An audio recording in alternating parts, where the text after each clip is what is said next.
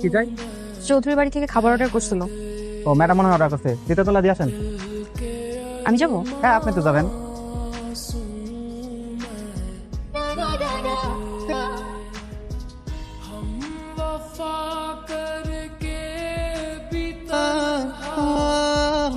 এই কে আপনি? কাকে চাই? আপনাকে। Excuse me? না মানে খাবার খাবার অর্ডার করা হয়েছিল এই বাসা থেকে।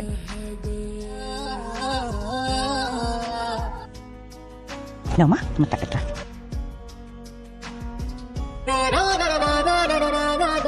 Thank you.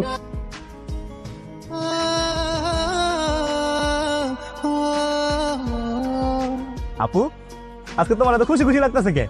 তুমি কি আমার পেমেন্ট করছো নাকি? ও কেমন করে তাকায়? আপু তুমি সত্যি পেমেন্ট করছো?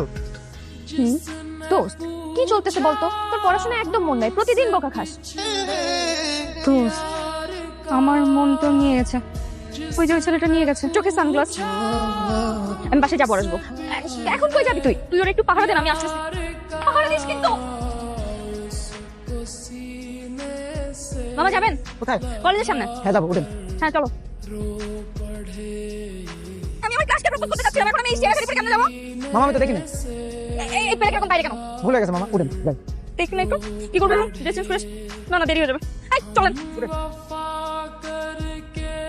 দোস্ত আমাকে কেমন লাগতেছে?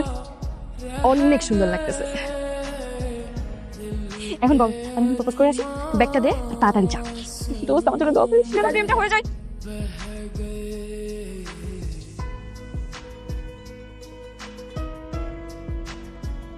পা ধরছেন কেন আপনি? কি রে ভাই?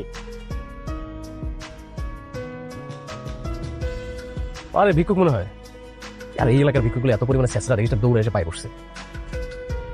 লাইক সিরিয়াসলি কি অবস্থা দেখ, হাত পা সব ঠিক আছে, বয়স তো বেশি না, এই অবস্থায় ভিক্ষা করবে?